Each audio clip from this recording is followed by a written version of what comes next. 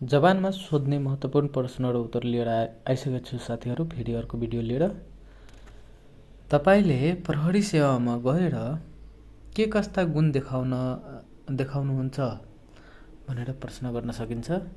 प्रहरी सेवामा गएपछि मैले देखाउन सक्ने प्रमुख गुणहरू अनुशासन र जिम्मेवारी, समय पालना, आदेशको पालना, सङ्गठनको नियमअनुसार कार्य गर्न सक्ने, द्रुत निर्णय, सङ्कट वा आपतकालीन अवस्थामा चाँडो र सही निर्णय लिन सक्ने,